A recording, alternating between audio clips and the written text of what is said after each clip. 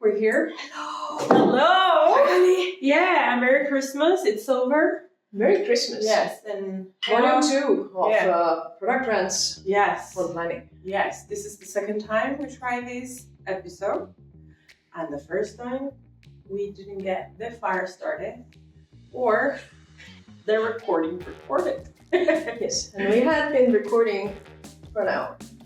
So hopefully this time you will get these. Nice time here with us, having a warm drink.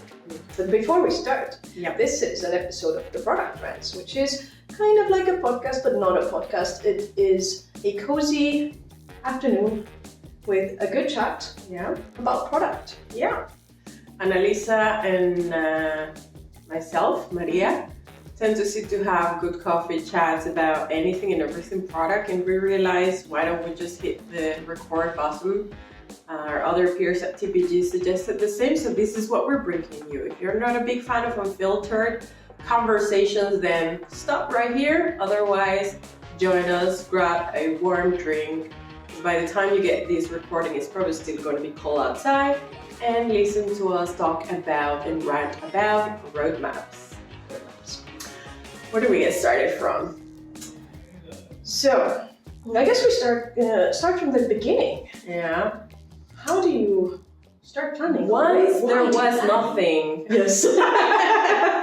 No, actually, that's actually even worse, right? Because when we start planning, most times it tends to be difficult, probably because there's a lot. There's all the things we always wanted to do, and there's all the new ideas, and then there's the unsexy things we have to do that nobody wants to deal with, but everybody knows is necessary. Yes. And maybe that's where planning gets hard. But how's planning related to roadmaps? Why are we talking about planning if we're talking about roadmaps? Because roadmaps are a visualization of a plan, no? Yes. Kind of. Yeah, roadmaps are but a tool of a plan. But they've come to be loved and hated. They've come to be worshipped, and some people just want to... The fire is getting aggressive. Stay in there, okay? Some people just want to remove them from the face of the earth. Depends on who you ask, right? Yeah. How do you feel about roadmaps? I guess it's a love-hate relationship. I think they're a very practical tool for certain things, which we will get into. I think that roadmaps are viewed as a kind of a magic wand, almost. That if you have a roadmap, then you have your things together. Your future is safe, your present is clear. Exactly. So whenever I now help product teams, the first thing that I am asked for is to help devise a roadmap. Okay. And well, I start asking questions like, what are your goals? What do you want to achieve? What are your resources? Like, what are your resources that you want to use in order to achieve this? That is something, it seems like it's irrelevant, but the roadmap is the most important thing. Yeah. So I think from one side, like, I don't like it when people come and ask me for a roadmap, because it's not just, I make a roadmap and everything is going to be perfect. But at the same time, I think it's a great way to communicate what is going on. Yeah. And I think it's a great way to manage your stakeholders in getting them used to and getting them on board with all of the ideas and all of the hard stuff and all of the good stuff that you want to achieve. So, So I guess that's a big question, right? Like, can you help us put together a roadmap? Because people want to get the end result. It's like, I want to lose weight. How can I get 10 less kilos? That's my goal. But that is because that's what's important to us. Yes. Like, just the end goal. Like, what do we do, right? And the roadmap is the answer to what do we do? Where does our focus go?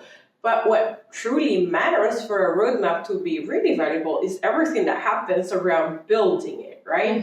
In the end, the tool in itself might actually be useful to reiterate what we have decided, but it's going to be useful only if we have engaged in the process of choosing, evaluating, deciding, experimenting, and also if we remember that it's a live tool. I think people love that snapshot of timeline with things being launched on specific dates, and that visualization can be very promising, but it can also be very dangerous in hiding everything that actually needs to happen to decide what we focus on and what actually needs to be done for something to be launched, right? And I think another downside is how we tend to emphasize the new and shiny things, but then what about the other two things we were talking about before, which is the unsexy things that everybody knows are necessary, regulations and technical debt and updates, right? And the basically foundations of the sexy thing that are required before, but that people tend to forget about. And also the newness and staying up with the market changes, right? But you mentioned something important as well, which is one thing to make roadmaps useful is answering to very important questions, critical questions, like, what are your goals, right? What is your availability? What are your resources? What are your resources? What are you willing to put into achieving those goals even? Yeah. Because, a roadmap, what is a roadmap, right? It's a timeline that depicts what you want to achieve. Well, either you leave the scope open or you leave the timeline open, but basically by what time and which resources are going to be contributing, because it's a successful launch of a new product or even a feature. It's never about just the product team, right? The whole company essentially has to put work into it, marketing, etc. So how do you manage those resources? Are you willing to put all of those resources? Are you willing to fit some of the resources? Who needs to take into account that at one point you are going to come with a surprise, like now it needs to go live. Yeah. And actually, that reminds me of something we discussed in our first attempt of having this conversation, which was how people tend to enter in panic mode when planning season comes around, and everybody's focused on that end result of the roadmap, and in a way try to sort of cram very quickly activities that otherwise should be done continuously to actually understand in which direction we're going, and that there's a foundation really needed for you to be able to make decisions of what goes or doesn't go into a roadmap, which is your actual product and company strategy, right? Yeah. So the questions of what resources from the company are going to put into these pretty much are answers that come from understanding what's your strategy, right? Like, where are we going as a company? Where are we moving our product portfolio to? How old are we? Where is our main revenue coming from? What's our main source of revenue? What do we want to do about that revenue, right? Does that answering those questions will come with details around, do we want to stay in this market? What are the changes that are happening in that market? And I don't know, somehow all of that tends to be forgotten. It's like panic mode. I need to have 3 ideas presented to my manager in 3 weeks, because then they're presenting to the board and then they're deciding what they're going to invest in. And something that is hugely important, which is where we're going to put our money and time next year, becomes kind of a race for the most random ideas ever, not taking into account all of that context and all of the... And something else that I've noticed is in all of that chaos, when that starts happening, actually, often enough, and I've been in that situation, you as a product manager, you either don't realize that you don't really understand what the vision or the mission are, because those also change kind of, at least like in the heads of the management through time. And you start scrambling and you don't really have like a solid anchor to lean on, like the vision, or wherever you're going, and then you invent your own. Yeah. And then you come up with those ideas. Yeah. And then maybe the middle management also, or whoever comes and presents you with their great ideas. Don't know if you've heard the term HIPPO, the highest paid person's opinion. Yeah. So you have your ideas, then you have your managers or their managers' ideas, and then they compete those ideas, right? But nobody actually remembers, or not nobody, but a lot of the times, it's no longer about the vision or the strategy of the company. But an internal competition? Yes. Yeah. And then how do you handle that? And I've stepped in that bucket for several years, in fact, because I thought that as a product manager, I should know better. Yeah. And therefore, if there is no strategy, I should come up with it. Amazing ideas. Yes. And then I was very frustrated when my managers didn't really take to the strategy that I created. I thought that maybe they don't see the whole picture, or that they don't know enough about product management. But in hindsight, I think I just didn't take enough time to do my stakeholder management in order for them to make them realize how much I need this strategy. Yeah. So instead of coming up with an actual strategy yourself, your job was to ask questions. Yes. Actually, that reminds me of our first rant around job ads, which is why I'm so annoyed that so many product manager roles, no matter what the level is, include a line like it's copy-pasted of come up with vision and strategy. How many vision and strategies are you going to have?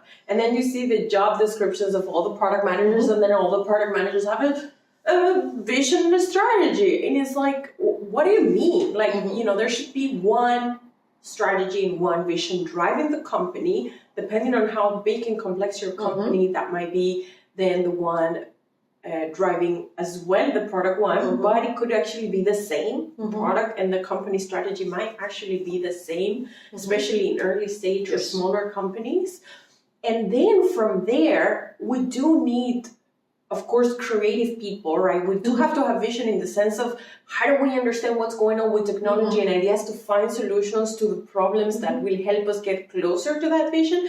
But it's not like if we have 15 product managers, we're now going to have 15 visions and strategy, and everybody's like breaking their heads around how do you build a strategy? And it's actually complex work that requires a lot of, I feel like it's a little bit like when you do a doctoral research, but in a shorter period of time, based on what I know about people doing doctoral research, because I haven't done one myself.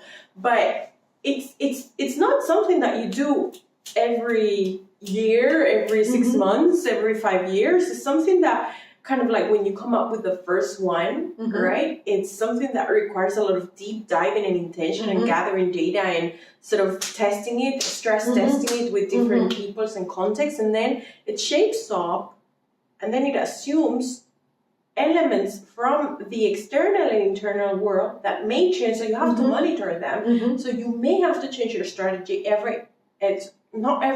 there shouldn't be a regular interval for strategy changing, but rather it's like small iterations all of the time. And kind of like when something critical in your core strategy hypothesis changes, right? If your core strategy hypothesis is built around a particular state or expectation of a change in the market, if that market situation changes or state changes, you obviously need to update your strategy, right? And that is something that may happen very quickly because the regulation changes the world, because the world natural catastrophe changes the conditions of the industry in which you're in, or because ChatGPT is born.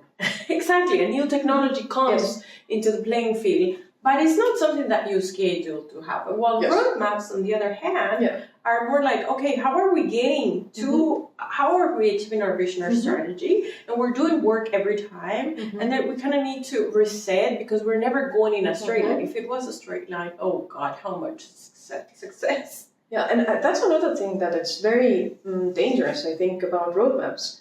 That often enough, first of all, companies often don't, or those ones that come from my help at least, they haven't used a roadmap. So their idea of it is that you set it and then it's set in stone. That's it, yeah. While actually it should be dynamic because life happens.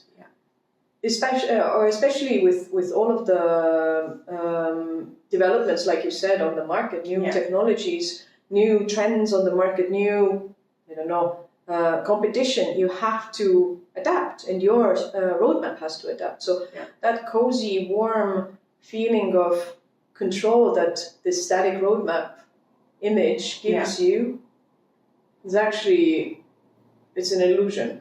And I think it might be because of how they're built, how they're presented to be basically we're wrongly using it. Because with tools, in the end, the tool is not good or bad. It's how are we using it, right? And if a roadmap shows you fancy events at specific dates in time, but it doesn't allow to visualize based on what is this being built, what are the assumptions, what are the moving elements that feed into this decision that could change, then it's hard to keep all of those things in mind, right? So I think the culture behind how we build a roadmap is what makes a roadmap useful or not as a tool, right? If we're really involving the different people that have to invest themselves into maybe building, maybe communicating, maybe marketing. Like, how can you build a roadmap that is impactful without involving marketing, for example? Yes. You're going to have to launch something. You're going to need their support. You're going to need them to tell you if those ideas and assumptions you have actually can be tested in the market before we are like deep into development, for example, right? Well, in theory, you have two ways of going about it. Either you turn up one day and they're like, my thing is the most important thing, how dare you not take it right away, and then and this is decibel-based prioritization, you yell the loudest. The loudest dog, like and then maybe they skip or they drop everything else and they do your thing. But wouldn't it be nicer if they knew that in, say, a quarter, a new product was coming and they could make arrangements and know that it's coming, and you wouldn't have to yell. You still might have to because they forgot, but which actually is what makes a good roadmap planning process very tiring, because, and this is a story I think we've mentioned before, now I'm mixing a little bit, it must have been our first attempt at this episode. One of the most successful roadmap planning sessions I've had was because, say, people want to present something to the board at the beginning of December or end of November, so they ask the teams to have everything ready in October, and teams start thinking about these things at the end of September. And then comes Maria in June and tells the team, okay, we're going to be squeezing in this little research in the coming spring, but why? Well, because we want to find answers for when our planning season comes up. And so if you think about it, because the context changes, because our plans are built on assumptions and they become more solid, the stronger the validation of our assumptions, we should be always working on that. I think people have like two modes, right? Similar to what you say, the loudest or the knowing when it comes, is that, we agreed on the roadmap, it's fixed, now everything we do is just focus on build. Now we stop, define again what we're going to do now, and then we start again and build. When in reality, it's more like, okay, we got these assumptions, we're going to commit to this is the most promising thing because this is where we have more data. All our efforts, like 70% of our effort goes in there. Now, maybe 10%, 50% of our effort is going to go into exploring these other ones that seem promising, but where we have a lot of a lack of evidence or validation. And then we leave the other 15% to all the maintenance and regulations. And depending on the industry you're in, your team actually have to do 80% regulation updates and stuff. And so instead of thinking linearly, as in like we start, we stop, we decide, we start, we stop, we decide, it's more like cyclically, where we're getting this out the door, we think we're going to get this out the door, so we need to get it at this stage of readiness before we present the idea. And before we present, like, here's the roadmap. It's ready. Isn't it amazing? Look at the job that I did. Isn't it so cool? And then people throw it back at you because they haven't been involved. They gotta be involved. It's more like, hey, what do you think about this idea? Did you hear the latest complaints in customer support? Have you heard the requests that sales have been getting for the last couple of quarters in a row? Tracking all of these signals and then building kind of hypotheses around them constantly, so that when planning season comes, you're like, we feel strongly about these, more or less about these, and these are like some weak ideas that we need to dig further into. Yeah, something that we spoke about last time also when we were recording. Yes. Two things. At the end of the year, usually when you have your list of ideas, an additional list of ideas gets merged into your ideas, which are your stakeholder ideas. Depending on the organization where you are, you get either more or less of them, but I've never seen an organization where no outside ideas get mixed in to, like, when it doesn't come from top down, like nothing comes top down. Usually something comes. Yeah. So if you have that experience, let us know, because I don't remember that situation either. Where there's no ideas coming from the top, like. So imagine you have your ideas and you get those ideas in December. Like they might not be bad ideas, but because you have no time, you have no time to dig into it and see if anything is worth something there, or what is what even. Yeah. I think you're psychologically already built with resistance. Like to reject it because it comes from somewhere else, it doesn't come from research. So you're less likely to actually take it, or you will be late with your planning. But if you did it in June, I think you would be more open to actually. But I think we have like a more realistic answer to this situation is to accept that both things will happen. Yes. You get ready with where you can as early as possible. Keep the conversations with your stakeholders open. Be proactive, checking what they're thinking about. Bounce with them the ideas that you have, because when you do that, then they will bring up theirs, right? Rather than waiting for that planning season. But also accept the fact that new things will come because the world is just changing all the time. I think that the key here is to, when they come too late, because what's too late, life keeps on happening anyway. It's instead of committing, because that's also why it's so hard, right? When an idea comes to us that we have no understanding of, and then we're responsible for working with the team that delivers them, we feel this pressure, this sort of weight on our shoulders that you don't want to commit to something that you don't fully understand, because if you fail, it's your reputation and your team's reputation and whatnot.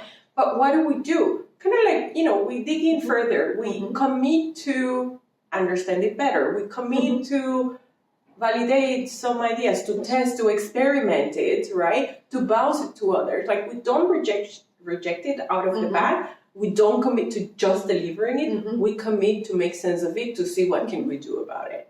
Yeah, but I agree. I think we should always leave buffer when we plan. Always, obviously for the unexpected, necessary events, but also buffer for ideas. Like, why not? No? Yeah, buffer for. I mean, I'm not against ideas, but I think that you can strategically manage when these ideas come. For example, my favorite thing to do is do the research, do the discovery, present the results, and have straight after a brainstorming with my stakeholders, because they will have ideas. Yeah. These ideas will be based on the research. Yeah. Or whatever else they've heard, but like get them early on. Let's say like August, something like that, so I can already work them into the roadmap, and then it won't be a barrage of ideas in December, but rather maybe one or two or three that are already connected to whatever we've spoken about. Yeah, exactly. Because some ideas will come when they come, right? And that's it. But if we kind of like have these conversations happening regularly, then they'll understand that to go from idea to an actual deliver solution, there's a lot of things that need to happen, and that we're just not a bunch of stubborn bitches that want to just say no to things, right? Yeah. This is a no filter session, so sorry. Not sorry.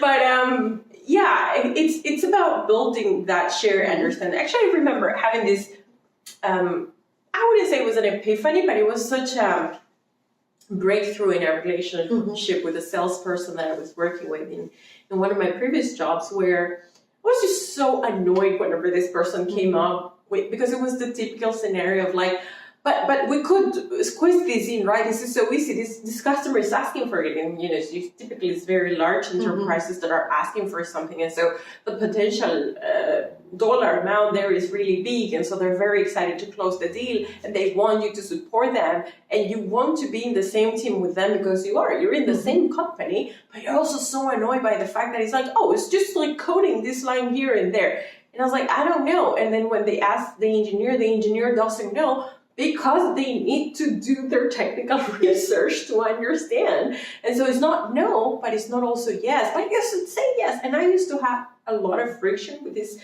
And this was a wonderful person, like in terms of like, fun and social and whatnot. But when it came to understanding how things worked on the engineering side, oh my God, it was unbearable to have a conversation.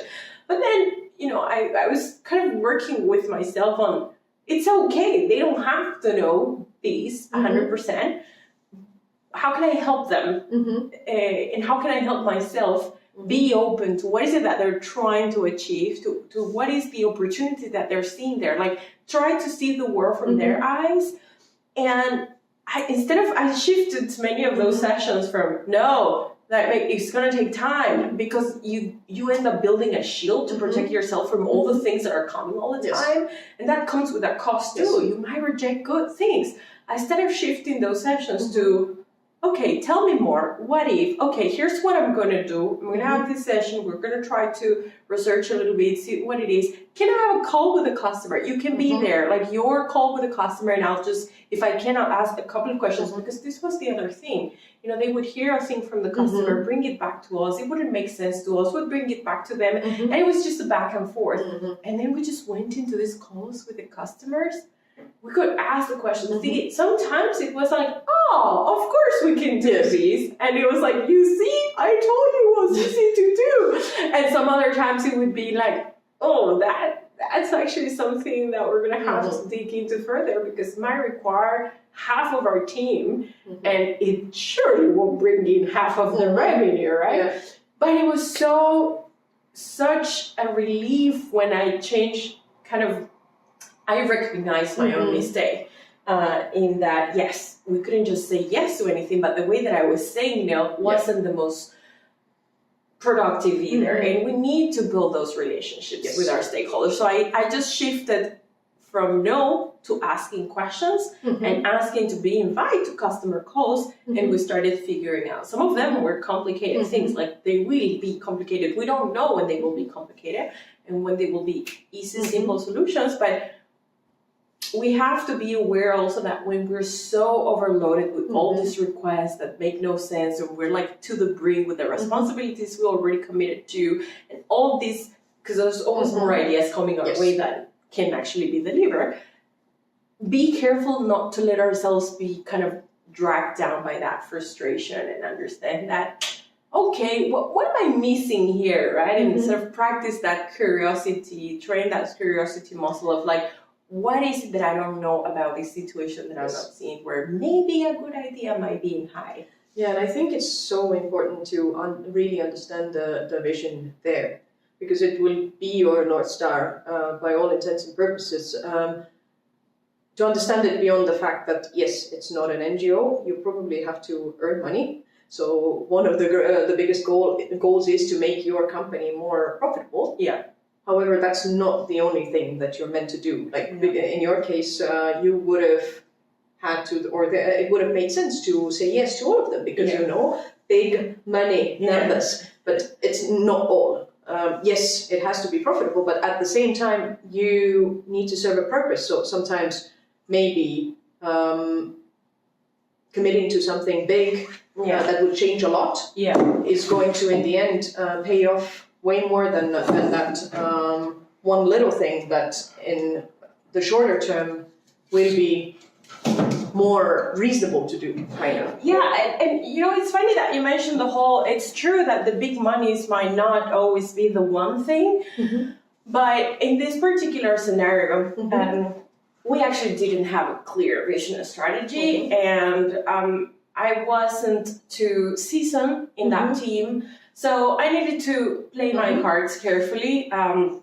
I wanted us to get to a point of having a clear vision and strategy, but I wasn't responsible for it, like you were mentioning before. And instead of making the mistake of coming up with it myself in a dark room and then revealing it and everybody hating it, I was trying more to get my manager to kind of like, you know, work with the other stakeholders to figure it out. And the way that I did that was by asking questions and saying, we're struggling because we have all these options, we have these resources only, we had a very small team. And you know, they're all promising. There's this big customer and this big customer, but there wasn't anything to allow us to filter which one we would go to outside the revenue amount. And in some cases, it was about keeping an existing customers. In some cases, it was about gaining a new customer. But there was no filter or goal or target in terms of what product did we want to be, what kind of role did we want to play in the market. And for some companies and for some teams that works, like just the money amount, because you're usually going to have some difference between the promise of a customer and the other, but then again, it's a promise. But for most teams, it doesn't work, and it's not something that lasts for long. You could go into investment banking for that purpose, to be honest, if it's just like, how much is it going to be? But I think we all benefit from having something beyond the revenue amount that helps us prioritize. I think, me personally, I've been very frustrated at the revenue number. And because I was so frustrated, because I thought I was frustrated because I kept saying it's not inspiring. Yeah. But at the same, actually, it was about the fact that I didn't understand the rest of it. Yes, you can earn money by selling bananas in front of the house. Yeah. That's not the point. So what I did eventually, when I gave up on coming up with the strategy, I actually enjoyed, and also as a new person, if you look at my LinkedIn, then there's a lot of switching products, because there were new, bigger problems to solve. And so I had to become very fast in learning a new market and learning a new product, and at the same time also getting to know my stakeholders. So what I started doing was facilitating those workshops, because I knew what questions to ask. From one side, I got to be curious about what is going on and what is the vision, to truly understand it. And from another side, I got to give them the opportunity and the floor to actually argue it out. And to verbalize it, and then to write it down, because it helped me so much. It helped them because they got to be on the same picture again. Maybe they did it 3 years ago. I wasn't there. And reading the words, I don't understand it. So that's why I think that's where I got my first taste of workshops. I love workshops. I love especially since Miro was born, just doing it. Not even for the vision so much, but to really understand why we are here and where we are going, because it's actually never, like in the heads of the founders or the management, it's never just the money. But for whatever reason, I guess they assume that the rest of the company understands, because it's been spoken about. So maybe facilitating a workshop, and that double bonus is you get to know your stakeholders. Yes, a little bit. I actually love workshops too. And again, one of the best roadmap plannings I've had was because I did a series of workshops that started not from we all work together in this room for a few hours, decide this and that's done, but actually from a lot of engaging them in the planning of the workshop. Here's what we're trying to achieve, here's what we know, what we don't. Talking, over lunch and at coffee breaks about the ideas, about the conversations they've been having with customers, about who to involve. Like such a simple question, such as asking a stakeholder, we're going to be having this event to explore what are the bigger problems we're hearing from our customers. And we're going to have X, Y, and Z. Who else do you think should be there? This is such a small but important question. Yes. And, you know, going back to the roadmaps, which is what we started ranting about, I think in the end, with all of these tools, whether it's a strategy and a vision, whether it's a roadmap that consists of a timeline with great ideas we're going to deliver, whether it's a workshop, right? All of these tools are successful or fail so long as we engage the right people along the right amount of times, because some of these relationships, we need to rebuild them. Like in some of these cases, I had a key stakeholder that I needed to change, but then they kept changing the person every 2 months. So imagine the work for me, I had to start from scratch again. And for the rest of the team, it's like, oh, here we're still dealing with this. Well, yes, because we need this person to buy into this. And this person wasn't here 2 months ago. Yes. And for us, when it is successful, it's actually very dull. As a product manager, it's very dull work because you have to repeat the same thing. And I like to think of some politicians that, for example, go on a tour, like the political campaigns, or when they're trying to get a new bill passed, and they really just repeat the same topic, sometimes diving into some details with some groups of people or communities. Exactly, the pitching thing. Like, it is something that it's very mind-numbing, but it is necessary. It is for the greater good. And so, in the end, it's not about brainstorming a bunch of ideas in a couple of hours and putting them into a beautiful presentation that looks like a timeline to then be sort of faced with the reality that, oh, we forgot about this thing we had already agreed to deliver. We forgot about this other thing that we're also working on. Oh, we now have this new thing. No, it's about the process to get there. And when we get there, to understand that it continues, that it doesn't stop. That it's like, oh, it's done.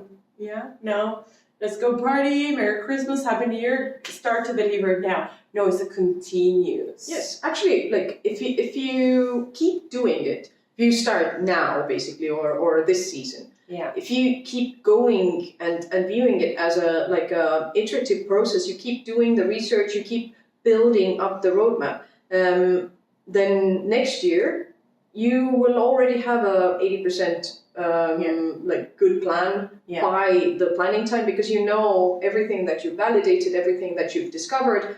And then the rest of the 20% will come through the workshops and the rest of the discovery, and maybe you leave it as buffer for good ideas.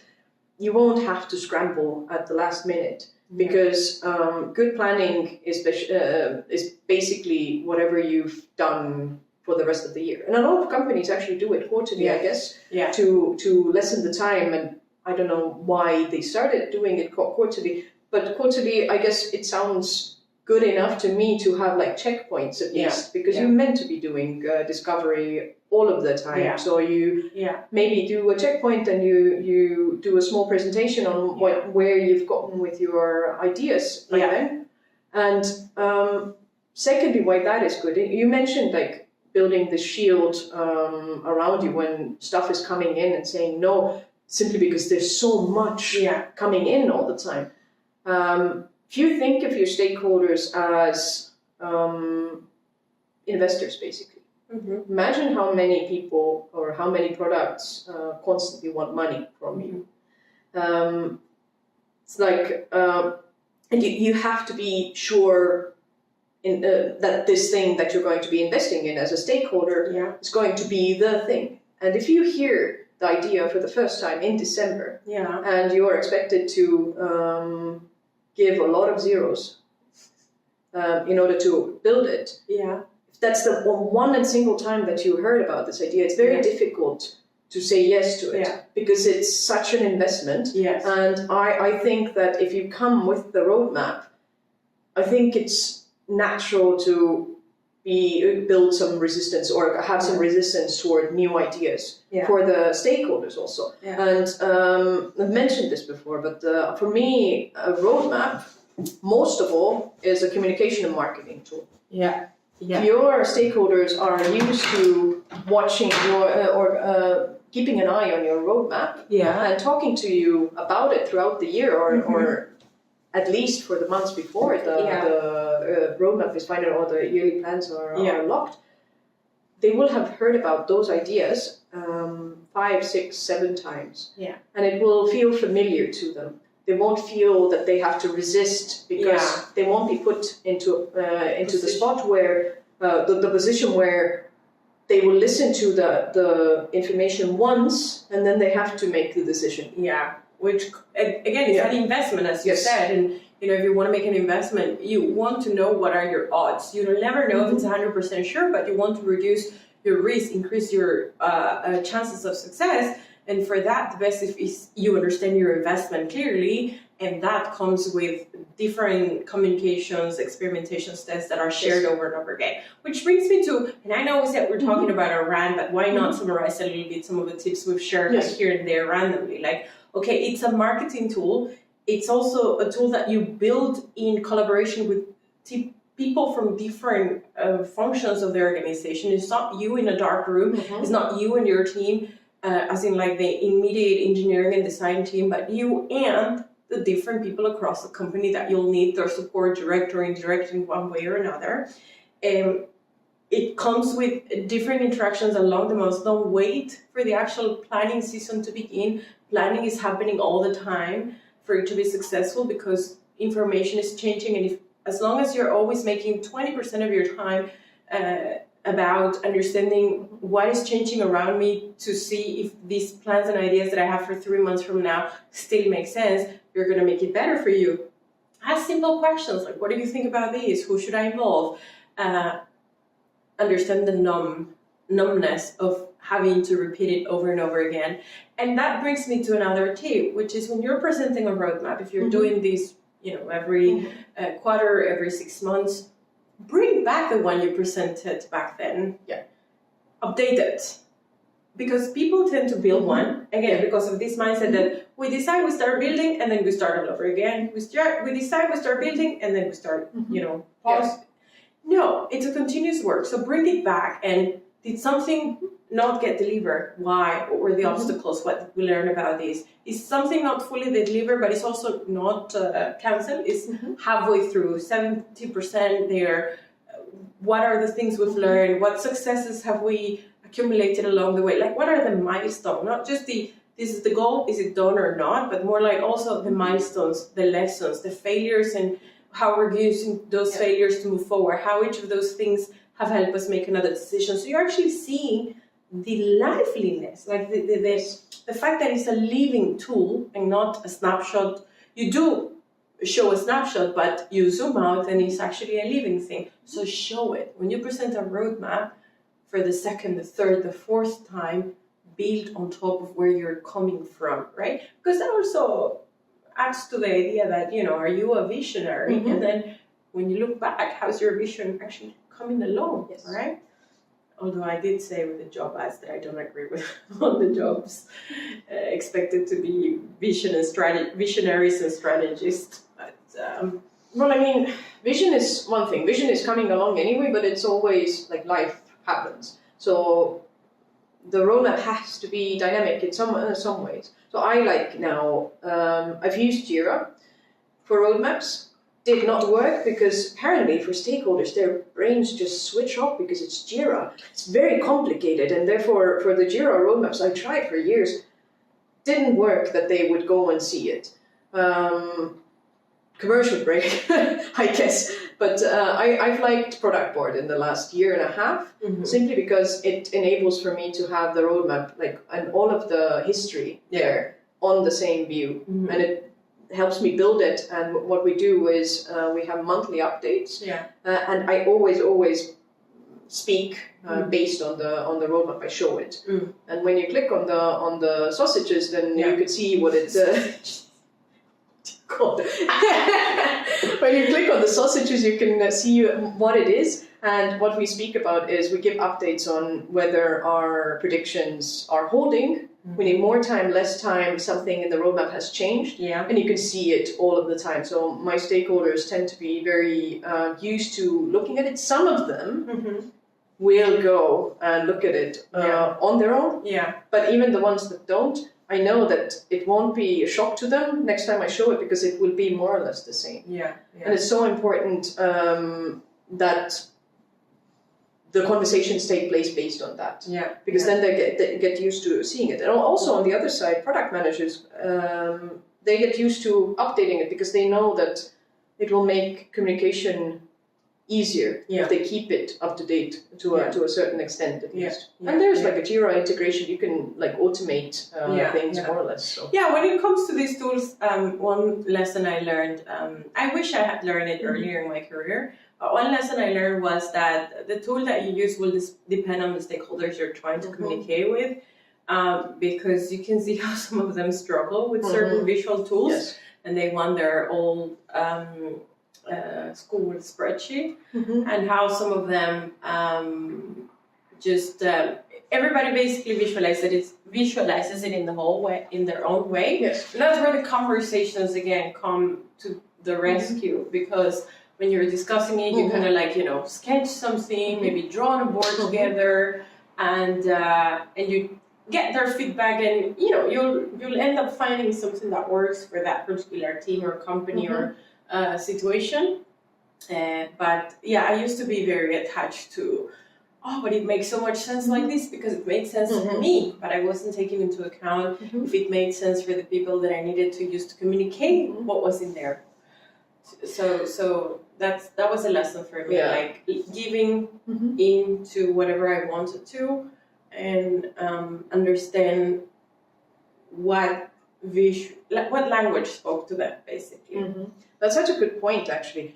I recently learned it also because stakeholders or the roadmaps should be based on the stakeholders, and you may have different roadmaps. For example, for your team, you need a certain granularity. Yeah. For your stakeholders, you need another. But then there's a third type of roadmaps, which is very particular, which is for the investors, for startups. And that one is a static one, kind of.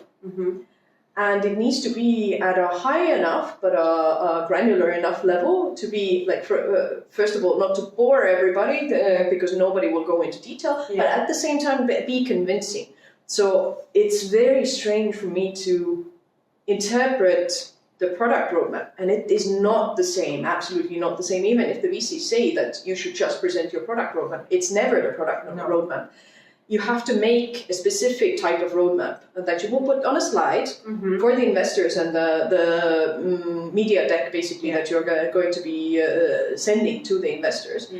And then that is a higher level interpretation of your actual product roadmap, which is for the stakeholders, or in my head at least. And then for the team, I have a more granular one, or that we speak with the team, make it more granular, so we all understand how we're actually going to make it.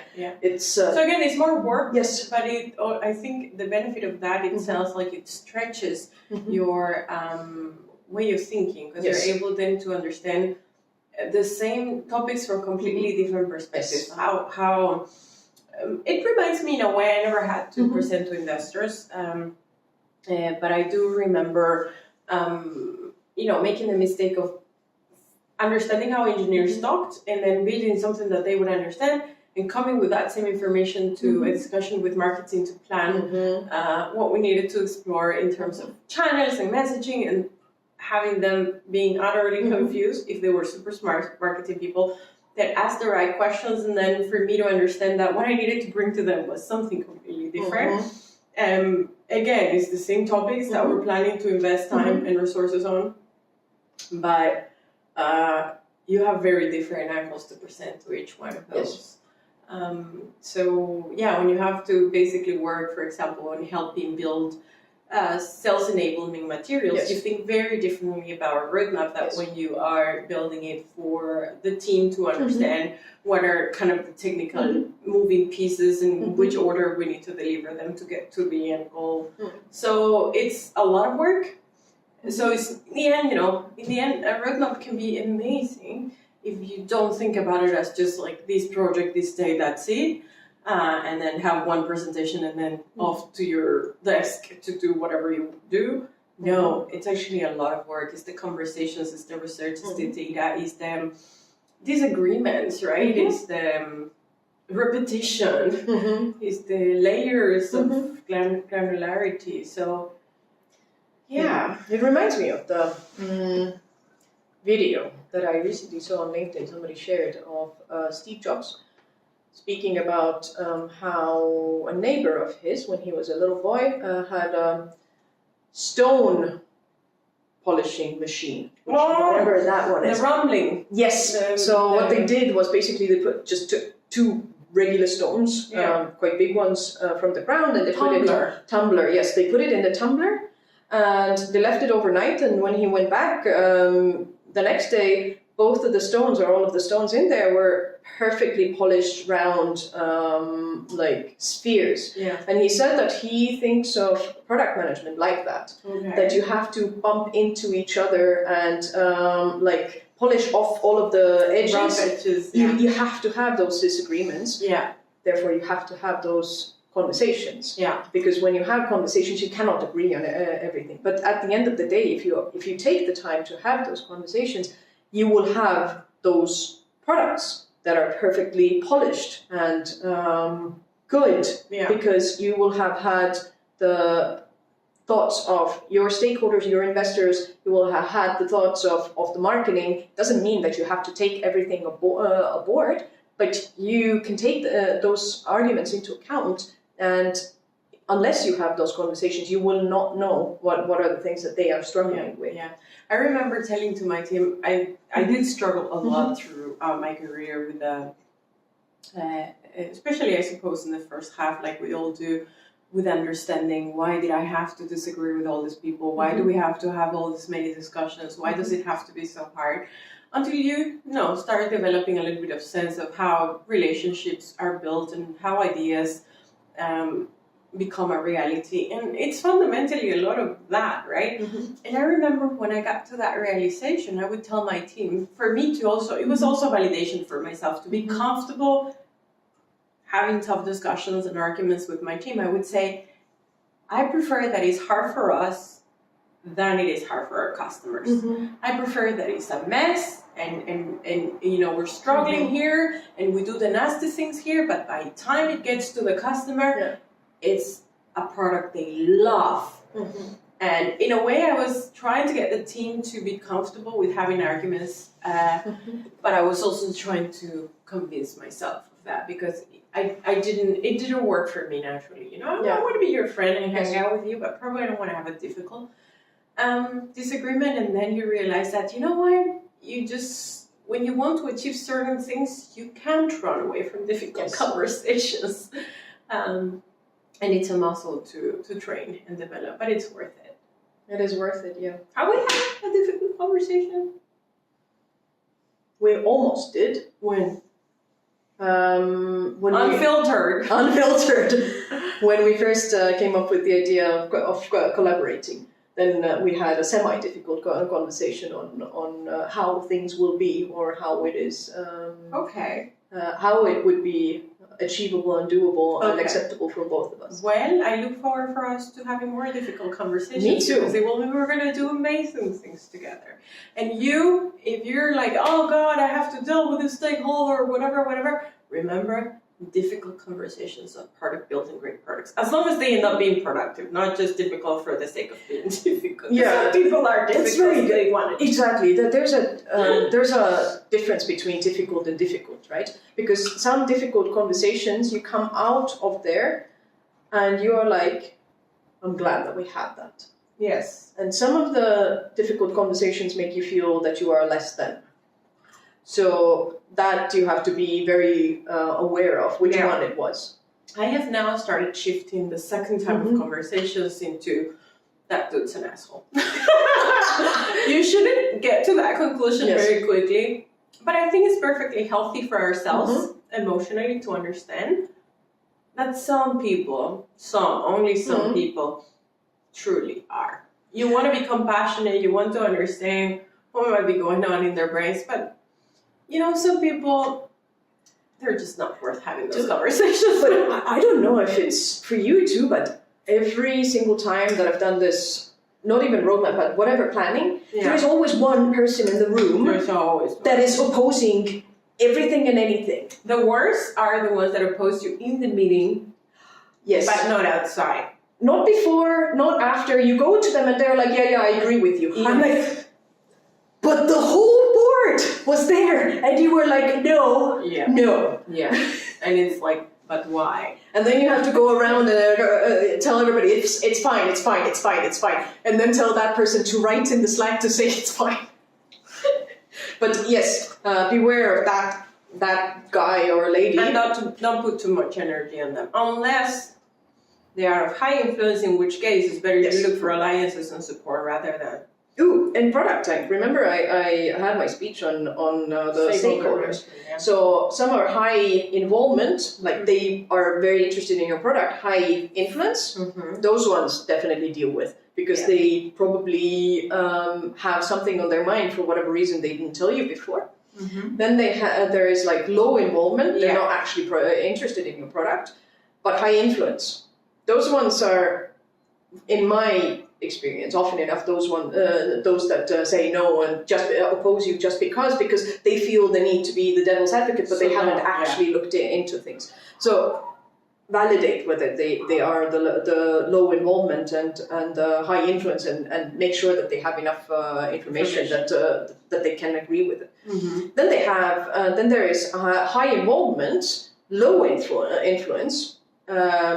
Actually, their word doesn't matter, but you should still listen to them, because they're like customer support, for example, that will give you good insights. You don't have to go with what they're trying to discard everything she says, but then we go into, you also have to engage with them. So.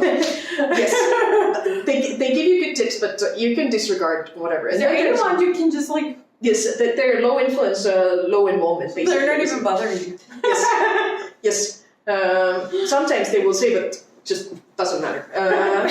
But the first ones, make sure they have an abundance of information. High influence, high involvement. Exactly, that they are the ones and that are... high influence, low involvement. Yes, low involvement, probably they don't pay much attention, but if they say no, you're fucked. Yes, sorry. So you want to know. Yes, so you want to know. Yeah, babe! Okay, so do we want to bring this to a close? Roadmaps. Yeah, roadmaps. It's the end of the year. So it's the end of the year. Have an hasta luego. When you listen to it, it will be a new year. Start your next year's roadmap this January. Yes, exactly. And remember, when you're annoyed by a tool, ask yourself, what was the goal for this tool? What problem was this tool trying to solve in the first place? Go back to the meaning of things, and maybe don't even use the terminology if it creates friction in your company or your team. Just go into what is it that we're trying to achieve together as a team, as a company, and maybe that's where you discover that the problem is not even in our roadmap, but in the fact that we haven't figured out where we're going as a company. Where we're going, and the second thing is how we're going to do it, because you don't want to be inventing it too much as you go along. It's not like starting to invent an atomic bomb and not knowing at all like what it involves. You want to at least know that you have the resources and that you more or less know how to go about it. So that's just what a roadmap is. It's a plan. Yeah. So don't hate the tool, right? Don't hate the tool. Don't hate the tool. And face the process with its complexities. And Happy New Year! Happy New Year! See you in the next rant. Bye-bye. Bye-bye.